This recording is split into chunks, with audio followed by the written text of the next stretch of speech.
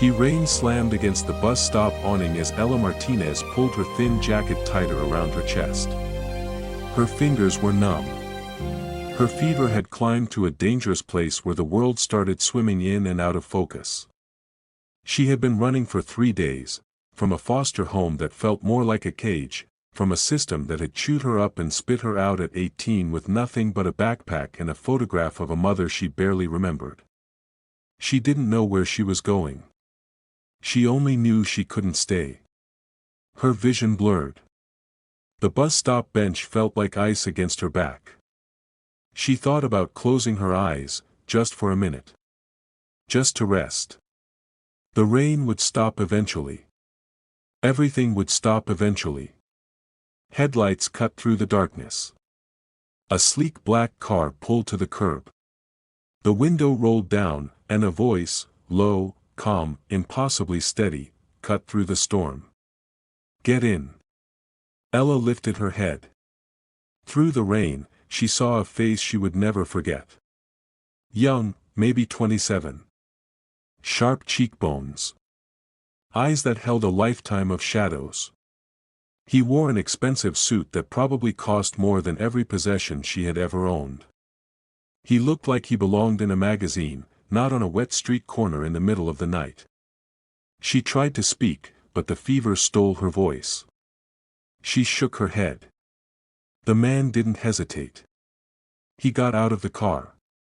In the rain. He took off his coat, cashmere, warm, smelling of cedarwood, and wrapped it around her shoulders. Then he lifted her like she weighed nothing and placed her gently in the back seat. "Don't argue," he said. "You're going to the hospital." She wanted to argue. She wanted to ask who he was, why he cared, what he wanted from a girl who had nothing. But the fever had robbed her of words. All she could do was press her face into his coat and breathe. At the hospital, he paid for everything. The emergency room. The antibiotics. A private room for 3 days. He signed paperwork as anonymous benefactor. When nurses asked for his full name, he just smiled and said, "Someone who happened to drive by." He visited her once, on her last night. He sat in the chair by her window, watching the city lights, not speaking for a long time. Finally, Ella whispered, "Why?" He looked at her then. Something in his cold, distant eyes cracked, just a little. "Because no one should die alone on a street corner," he said. "Especially not someone who still has a fight left in her." He left an envelope before he disappeared. Inside, $5,000 in cash. And a handwritten note that said only, "Be brave. The world needs you." No name. No number. No way to find him. Ella kept the note folded inside her mother's photograph. She promised herself that one day, she would find him. She would thank him. She would prove to him that her fight wasn't over. 5 years passed. Now, Ella was 23. She had worked 3 jobs to put herself through community college. She had saved every penny. She had learned to survive. But she had never stopped looking for his face. Last week, she found him. She was scrolling through a business magazine at her library job when she saw the headline, "Alexander Blackwood, the billionaire who built an empire from nothing." And there he was. Same sharp cheekbones. Same haunted eyes. Same man who had lifted her out of the rain. Alexander Blackwood. CEO of Blackwood Industries. Net worth, $3.7 billion. Lived alone in a penthouse at the top of Blackwood Tower. Reclusive. Ruthless. The magazines called him the Ice King. Ella read the entire article twice. Then she saw the classified ad at the bottom of the page, "Live-in housekeeper wanted. Blackwood Tower penthouse. Discretion required." Her hands trembled as she printed out her application. She wasn't going to thank him with words. She was going to show him. She would work for him, care for his home, prove that the girl he saved had become someone worth saving. She just didn't know that he had been waiting for her. The interview was conducted by a small, fierce woman named Mrs. Chen, who looked at Ella's worn shoes and nervous hands with sharp, unblinking eyes. "You're too pretty for this job," Mrs. Chen said flatly. "Mr. Blackwood doesn't like distractions." "I'm not a distraction," Ella said, steady despite her racing heart. "I've been cleaning houses since I was 15. I don't talk much. I don't ask questions. I just want to work." Mrs. Chen studied her for a long moment. Then she sighed. "The last housekeeper lasted 3 days. The one before that lasted a week. Mr. Blackwood is difficult. He doesn't like people in his space. He works all night. He barely eats. He won't speak to you unless absolutely necessary." "I'm used to silence," Ella said softly. Something flickered in Mrs. Chen's expression, sympathy, maybe. Or warning. "You start tomorrow." The penthouse was not what Ella expected.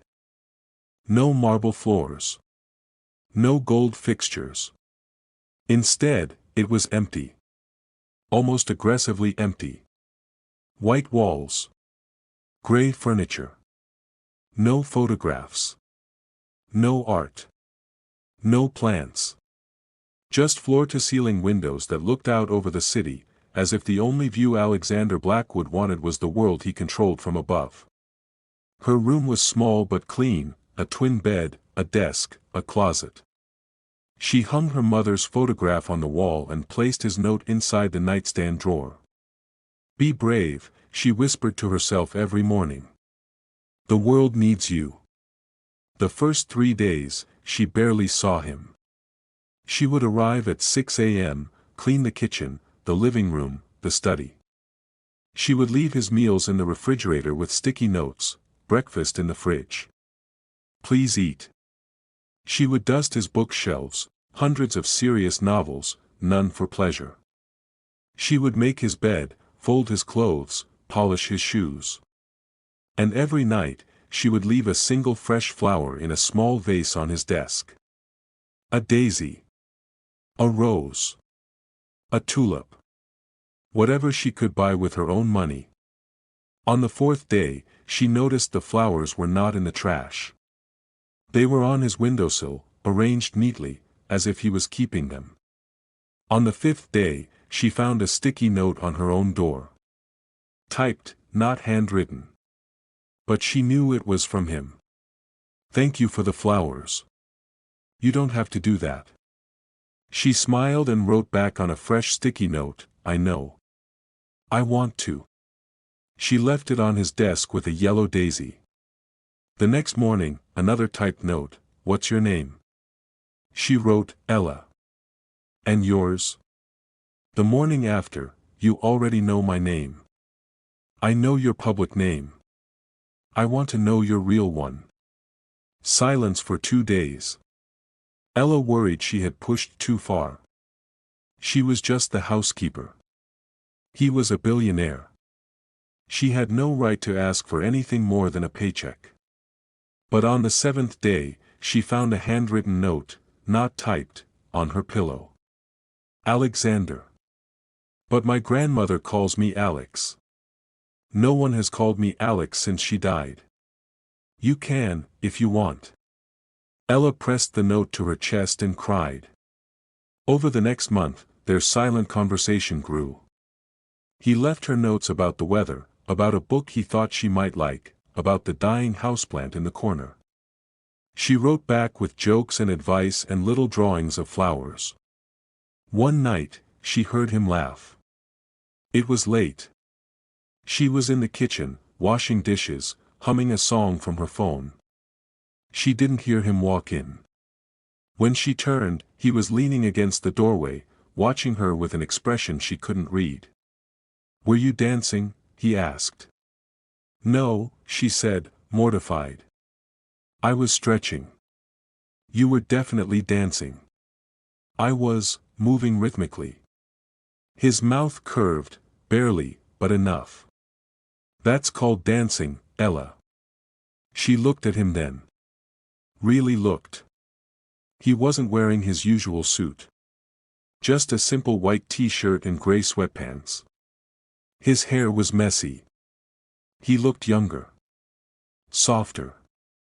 Almost human. It's called joy, Mr. Blackwood, she said, surprising herself. You should try it sometime. He stared at her for a long moment. Then, slowly, the corner of his mouth lifted higher. Is that an order, Ms. Martinez? Just a suggestion. He grabbed a glass of water and walked toward his study. At the door, he paused. Ella? Yes. I like your dancing. He disappeared before she could respond. But her heart didn't stop racing for an hour. 3 months in, Alexander came home from a business trip looking like he had aged 10 years. His eyes were red. His jaw was tight. He didn't say a word to her, just walked straight to his study and locked the door. Ella heard nothing for hours. Then, around midnight, a crash. She ran to the study door. Alex? Are you okay? No answer. Alex, I'm coming in. She found him on the floor, surrounded by shattered glass. A whiskey bottle. A glass. He was leaning against his desk, head in his hands, shoulders shaking. She had never seen him like this. The Ice King, melting. She knelt beside him. Didn't speak. Didn't touch him.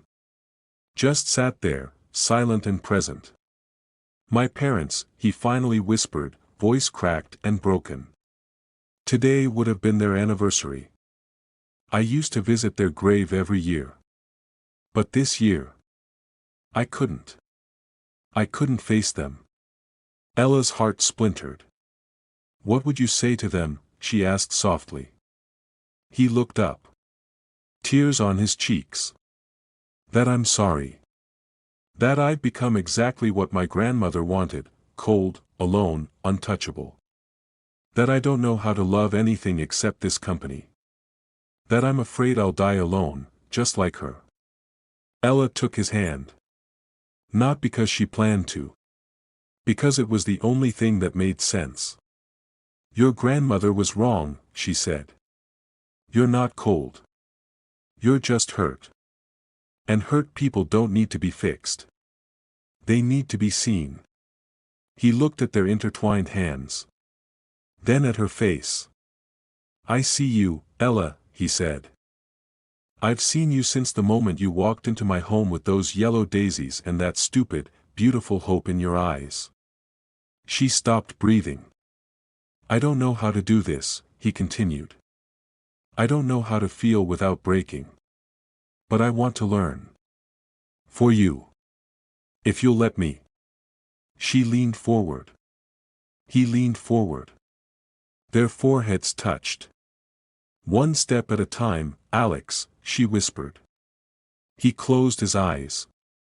One step. That night, they didn't kiss. They didn't confess love. They just held each other on the floor of his study, surrounded by glass and grief, and let the silence say everything words couldn't. The weeks that followed were the most beautiful of Ella's life. Alexander, Alex, changed. Slowly. Imperfectly. But genuinely. He started eating breakfast with her in the kitchen. He asked about her day. He bought her a new plant to replace the dying one, and when she laughed at him, he blushed. He took her to the roof of Blackwood Tower, where the city sprawled beneath them like a field of stars. I've never brought anyone here, he admitted. Why now? Because I wanted to see the lights reflected in your eyes. She punched his arm. That's so cheesy. You're blushing. I am not. Your ears are red. I hate you. No, you don't. She looked at him. Really looked. And for the first time in her life, she felt like she belonged somewhere. No, she agreed. I don't hate you. I don't hate you at all. He reached for her hand. Intertwined their fingers. Ella, he said, voice low and serious. I think I'm falling in love with you. And it terrifies me. Good, she said. It should. Because I'm falling too. He kissed her then. Soft. Gentle. Like she was made of something precious. And Ella let herself believe, just for a moment, that maybe, just maybe, she had finally found her home. One evening, as they sat on his couch watching an old movie, he noticed the small silver locket around her neck. He had seen it before but never asked. What's inside? He asked. Ella tensed. Just memories. Can I see? She hesitated. The locket contained two things, her mother's photograph, and his note. The note he had written her 5 years ago. The note that would reveal everything. Not yet, she told herself. She wanted to tell him in her own time. When the moment was right. Not tonight, she said softly. But soon. I promise. He nodded. Didn't push. Just kissed her forehead and held her closer. Soon, she thought. I'll tell him soon. I'll thank him. And everything will be perfect. She didn't know that fate had other plans. The text came at 3 a.m., 3 days later. Ella woke to her phone buzzing. Unknown number. She almost ignored it, but something, dread, instinct, God, told her to read it. Ella Martinez. Check the second drawer of Alexander's desk. The one that's locked. The code is 0912, his parents' wedding date. What you find will change everything. Her blood turned to ice. She shouldn't have opened it. She knew she shouldn't.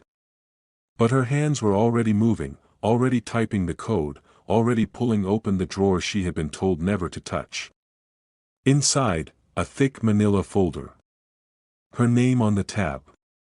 Ella Martinez, background investigation. She opened it with shaking fingers.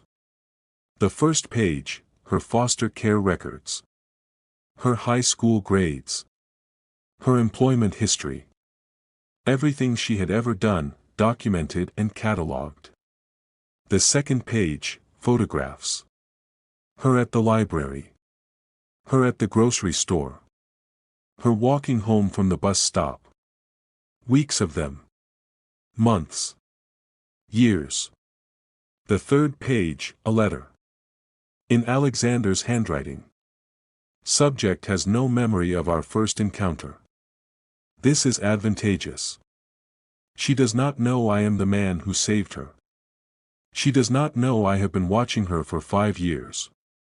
She applied for the housekeeper position exactly as I predicted. Objective, keep her close.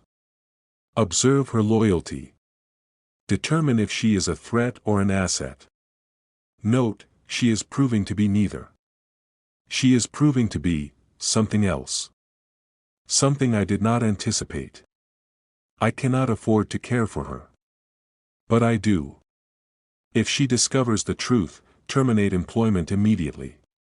No explanations. No second chances. She cannot be allowed to compromise the company. Ella couldn't breathe. He knew. He had known from the beginning. The job posting. The interview. The notes. The flowers. The rooftop. The kiss.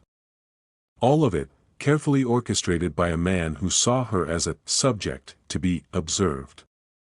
He hadn't saved her out of kindness 5 years ago. He had saved her because, why? What was she to him? A pawn? An experiment? A distraction from his loneliness? The tears came then. Not quiet tears. The kind that ripped out of your chest, the kind that left you hollow and gasping. She loved him. God help her, she still loved him. But love wasn't supposed to feel like a trap. Morning came. Ella didn't sleep. She didn't clean. She didn't leave a flower on his desk. At 7 a.m., Alexander found her sitting in the living room, still in her pajamas, eyes red, the locket clutched in her hand. Ella? What's wrong? Are you sick? I'm fine, she said flatly. You're not fine. Talk to me. She opened her hand. The locket fell open. He saw his own handwriting inside, "Be brave. The world needs you." His face went pale. You remember, he whispered. I remember everything, she said. The rain. Your coat. The hospital. The note. She paused, her voice cracking. I also remember the folder in your desk. The one where you call me a subject. The one where you admit you've been watching me for 5 years. Alexander staggered back like he had been struck. Ella, let me explain. Explain what? Her voice rose, trembling with fury and heartbreak. Explain that our entire relationship is a lie. That you hired me to observe me. That the sweet notes and the rooftop and the kiss were all part of some sick game. No. His voice cracked. He dropped to his knees in front of her. The great Alexander Blackwood, billionaire, on his knees before a maid. No, that's not, the folder was from before. Before I knew you. Before you what? Fell in love with me. She laughed, bitter and broken. Or before you realized I was useful. Ella, please. Tears streamed down his face. I was wrong. I was so wrong. I didn't save you 5 years ago because of some scheme. I saved you because I saw a girl who was dying and I couldn't walk away. Everything after that, the investigation, the job posting, it was because I became obsessed. Not with using you. With protecting you. I wanted to make sure no one else hurt you. I wanted to keep you close because I was too broken to admit I needed you. Then why the termination clause, she demanded. Why the line about, if she discovers the truth, end it immediately? Alexander closed his eyes. Because I'm a coward. Because I've spent my whole life building walls, and when you started to break through them, I panicked. I wrote the contingency plan on a night when I was terrified of how much I was starting to care. I never meant to use it. I never could. Ella wanted to believe him. Every fiber of her being wanted to believe him. But the folder existed. The photographs existed. The cold, calculated language existed. I don't know if I can trust you, she whispered. Then let me earn it, he said. Give me a chance. Please. I'll burn the folder. I'll tear down every wall. I'll spend the rest of my life proving to you that what I feel is real. She looked at him, this broken, beautiful man on his knees.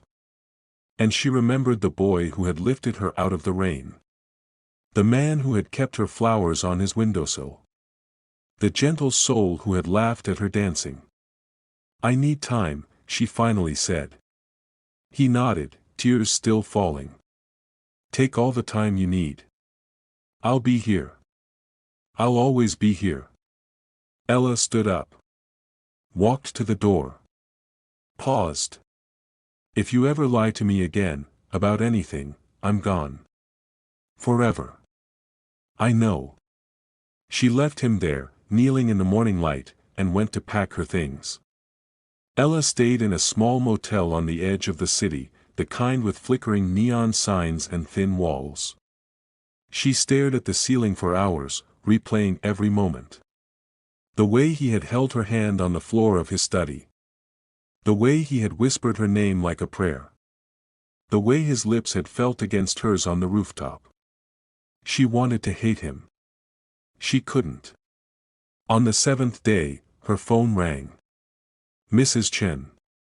Ella, the older woman said, her voice uncharacteristically soft.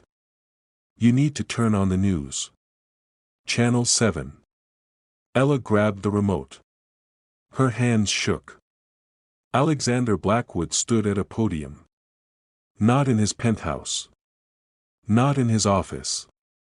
In front of a crowd of reporters. His face was pale, his eyes red, but his voice was steady. I am here to confess, he said. 5 years ago, I saved a young woman's life. Then I spent the next 5 years watching her.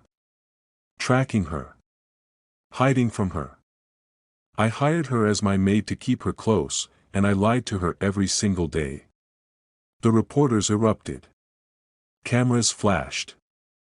I am resigning as CEO of Blackwood Industries, effective immediately. I am donating 51% of my shares to a foundation for foster children, the same system that failed her. And I am saying this on live television because she deserves to hear the truth from me, not from a folder in my desk. He looked directly into the camera. Directly at Ella. I loved you before you walked into my tower. I loved you when you left flowers on my desk. I loved you when you held my hand on the floor of my study. And I will love you even if you never come back. But I needed the world to know that I am not the Ice King. I am just a man who made a terrible mistake. And I am sorry, Ella. I am so sorry. The screen went black. Ella sat on the edge of the motel bed, sobbing. He had given up everything. His company. His reputation. His empire. For her. But was it enough? She drove to Blackwood Tower that night. The rain was falling again, just like the night he had saved her. She took the private elevator to the roof. She knew she would find him there.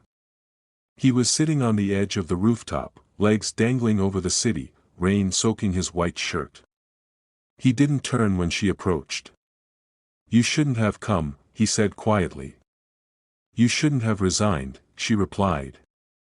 He laughed, a hollow, broken sound. It was the only thing I had left to give. Ella sat down next to him. Shoulder to shoulder. Rain streaming down both their faces. I read the whole folder, Alex. Every page. He flinched. There was one page you didn't show me, she continued. The last one. The one where you wrote, I cannot afford to care for her. But I do. Underneath that, you wrote something else. Something you crossed out so hard the pen tore through the paper. He said nothing. I held it up to the light, Ella whispered. It said, she is the only good thing in my life. If I lose her, I lose everything that matters. Alexander turned to her then. His eyes were raw, desperate, hopeful and terrified all at once. Is that true? She asked. Yes, he breathed. Every word. She reached up and opened her locket. She took out his old note, be brave. The world needs you, and pressed it into his palm. You wrote this 5 years ago. You told me to be brave. Now I'm telling you the same thing. What do you want me to do? She cupped his face in her hands. Rain mixed with tears. I want you to stop being the Ice King. I want you to be the man who danced with me in the kitchen. The man who cried on the floor. The man who gave up everything just to say he was sorry. I don't have anything left, he said. No company. No money. No power. Just this rooftop and a heart that beats only for you. Ella smiled. The first real smile in 7 days. Then we'll build something new. Together. Not an empire. A home. He kissed her then. In the rain. On the rooftop. Not desperate, peaceful. Forgiven. 6 months later, Alexander Blackwood opened a small charitable foundation in a modest storefront on the south side of the city. He wore jeans and a worn sweater now. He made coffee for the volunteers. He read bedtime stories to the foster children who came through the doors. Ella ran the foundation with him.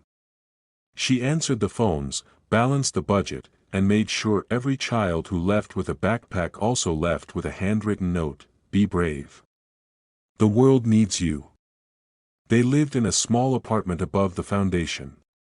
2 bedrooms. A kitchen that always smelled like fresh flowers. A rooftop that faced east, where they watched the sunrise every morning. One evening, as they sat on their rooftop, Alexander took Ella's hand. "Do you regret it?" he asked. "Staying?" She looked at him, this man who had saved her life twice, who had burned his empire for her, who had learned to love without walls. "5 years ago," she said, "you told me the world needed me. You were wrong." He frowned. "The world didn't need me," she said, squeezing his hand. "You did. And I needed you. That's the only thing that ever mattered." He pulled her close. The city lights sparkled below them. "Ella?" "Yes. Thank you for not giving up on me." She smiled against his chest. "Thank you for giving me a reason to stay." If this story touched your heart, please smash that like button, subscribe to Purity Love Stories for more billionaire romance with betrayal and redemption, and tell me in the comments, would you have forgiven him? I read every single comment. Until next time, stay brave. The world needs you.